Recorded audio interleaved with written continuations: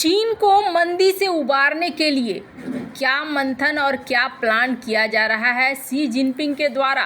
वहीं दूसरी तरफ नासा ने क्यों कहा कि भारत ने जो काम किया है वो अब तक कोई नहीं कर पाया है। जियोपॉलिटिक्स में बहुत कुछ चल रहा है, हमेशा की तरह जानने को मिलेगा बहुत कुछ। आइए जानते हैं इन खबरों को विस्तार से। चीन को मंदी से उबारने और अर्थव्यवस्था को मजबूत करने के लिए राष्ट्रपति शी जिनपिंग सोमवार से अपनी पार्टी कम्युनिस्ट पार्टी के सदस्यों के साथ 4 दिवसीय आर्थिक समीक्षा बैठक करेंगे। बैठक में देश की अर्थव्यवस्था को बेहतर बनाने के लिए पार्टी की ओर से तैयार किए गए नए मसौदे पर चर्चा की जाएगी। कहा जा रहा है गुरुवार तक चलने वाली बैठक में चीनी कम्युनिस्ट पार्टी की केंद्रीय समिति के 376 अस्थायी और वैकल्पिक सदस्य भाग लेंगे। कोविड-19 लॉकडाउन के बाद से चीन की अर्थव्यवस्था लगातार मंदी से गुजर रही है। विश्व की दूसरी सबसे बड़ी 18 ट्रिलियन अमेरिकी डॉलर वाली अर्थव्यवस्था के मौजूदा हाल पर दुनिया भर की नजर है। इस स्थिति में सुधार के लिए राष्ट्रपति शी जिनपिंग की अध्यक्षता वाली उनकी सत्तारूढ़ पार्टी सीपीसी के शक्तिशाली पोलित ब्यूरो ने 27 जून को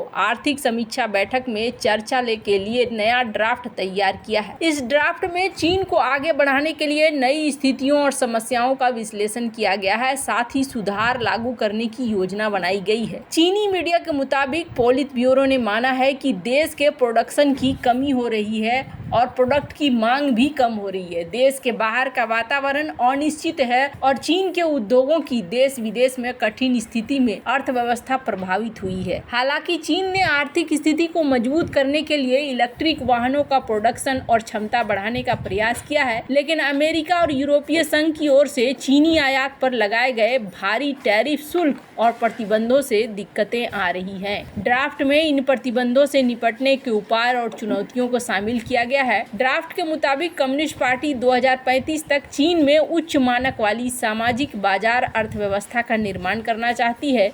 मई में चीन की अर्थव्यवस्था की समीक्षा के बाद आईएमएफ ने चीन के अधिकारियों को इस बारे में चेताया था कि अगर आर्थिक सुधार नहीं किए गए तो 2029 तक चीन की अर्थव्यवस्था 3.3% तक सिकुड़ सकती है और देश को मंदी का सामना करना पड़ सकता है। आईएमएफ की डिप्टी एमडी गीता गोपीनाथ ने बताया था कि चीन की आर्थिक वृद्धि 2024 में 5% पर लचीली रहने और 2025 में धीमी होकर 4.5% रहने का अनुमान है। भारतीय चीन में मंदी का सबसे बड़ा असर रियल एस्टेट कारोबार पर पड़ा है। चीन की अर्थव्यवस्था की नींव रियल एस्टेट क्षेत्र में भारी गिरावट के कारण कई बड़े बिल्डर दिवालिया हो गए हैं। पहले तो चीन ने इस क्षेत्र में आर्थिक सुधार लागू करने में हिचकिचाहट की थी, लेकिन अब बिना बिके घरों और निष्क्रिय भूमि को दोबारा खरीदने के लिए अरबों डॉलर आवंटित किए हैं। इसके लिए पीपुल्स बैंक ऑफ चाइना ने 300 बिलियन युआन की ऋण सुविधा शुरू की है। गीता गोपीनाथ ने इसे जरूरी बताया था।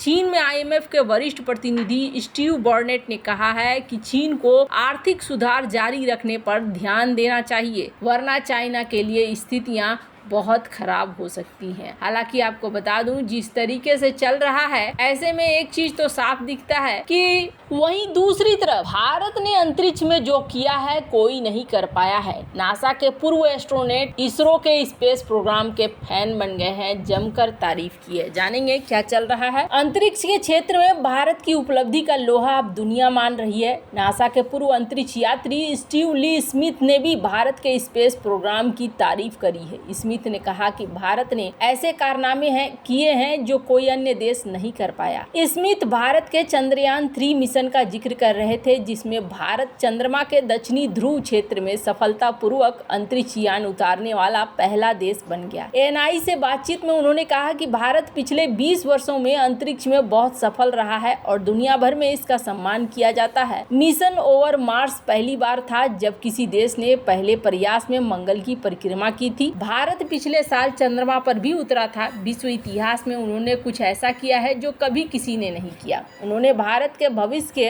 अंतरिक्ष प्रयासों के बारे में कहा कि कुछ ही महीनों बाद भारत मनुष्यों को अंतरिक्ष में भेजने के लिए अपना स्वयं का कैप्सूल तैयार कर रहा है और उन्होंने अपने अंतरिक्ष यात्रियों के नाम भी बता दिए हैं। उम्मीद है कि भारतीय अंतरिक्ष यात्री भारतीय अंतरिक्ष यान पर अंतरिक्ष में जाएंगे। स्मिथ ने इसके पहले गुरुवार को रूस, जापान, अमेरिका जैसे अंतरिक्ष दिग्गजों को पीछे छोड़ते हुए अपने चंद्र मिशन चंद्रयान 3 को प्राप्त करने में भारत के साहसिक लक्ष्यों और अथक मानसिकता की सराहना की। देश के पहले इंटरनेशनल जेनरेटिव आर्टिफिशियल इंटेलिजेंस के सम्मेलन में स्काई वॉकर से सीखे गए पाठ विषय पर एक सत्र पर बोल रहे थे। सम्मेलन का आयोजन नासा 2 भारतीय अंतरिक्ष यात्रियों को प्रशिक्षित करने के कार्यक्रम का हिस्सा है, जिनमें से एक इस साल के अंत में ISS के लिए उड़ान भरेगा। इसरो के अध्यक्ष S सोमनाथ ने पहले उल्लेख किया था कि इसरो प्रशिक्षण के लिए 4 अंतरिक्ष यात्रियों का चयन करेगा। भारत का नियोजित अंतरिक्ष स्टेशन इसरो द्वारा बनाया और संचालित किया जाएगा। भारतीय अंतरिक्ष स्टेशन के 2035 तक पूरा होने की उम्मीद है। ISS से छोटा यह स्टेशन 20 टन का होगा और इसका उपयोग लगभग 400 किलोमीटर की ऊंचाई पर पृथ्वी की परिक्रमा करते हुए हिम गुरुत्व प्रयोगों के लिए किया जाएगा। इसरो के पहले सौर मिशन आदित्य L1 मिशन ने एक मील का पत्थर हासिल किया। अंतरिक्ष यान ने 3 जुलाई को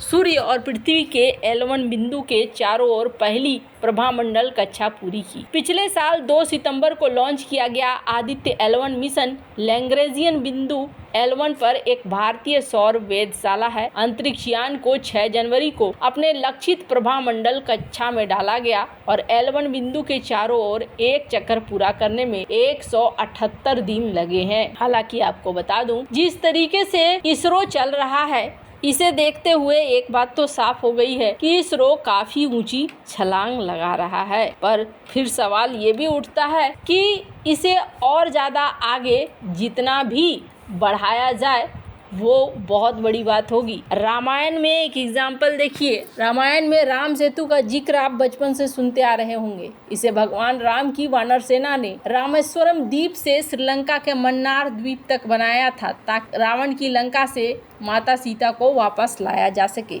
इसी राम सेतु को लेकर अब इसरो के वैज्ञानिकों को एक बड़ी सफलता मिली है। खुशखबरी दी गई है कि वैज्ञानिकों ने राम सेतु, जिसको कि एडम ब्रिज भी कहा जाता है, उसका डिटेल मैप तैयार किया है और इसके लिए इन्होंने अमेरिकी स्पेस रिसर्च संस्थान नासा की सैटेलाइट का भी इस्तेमाल किया है डेटा का। रिसर्चर्स ने कहा है कि यहाँ पर 10 मीटर रिजोल्यूशन वाला ये मैप तैयार किया गया है। विस्तृत पानी के नीचे के मैप में धनुषकोडी से तलाई मनार तक पुल की निरंतरता का पता चलता है, जिसमें इसका 99.98% हिस्सा डूबा हुआ है। साइंटिफिक रिपोर्ट नामक प्रकाशित एक अध्ययन के अनुसार इसरो के वैज्ञानिकों ने डूबी हुई रिज की पूरी लंबाई का हाई रिजोल्यूशन मैप बनाने के लिए एक अमेरिकी उपग्रह का इस्तेमाल किया गया। हालांकि कहा जा रहा है कि रिसर्चर्स कहते हैं कि चूंकि इस पुल का 99% हिस्सा डूबा हुआ है, इस वजह से जहाज की मदद से सर्वे करना मुमकिन नहीं था। वहीं रामेश्वरम के मंदिरों के अभिलेखों से पता चलता है कि साल 1480 तक यह पुल समुद्र में पानी के ऊपर मौजूद था, लेकिन एक चक्रवात आया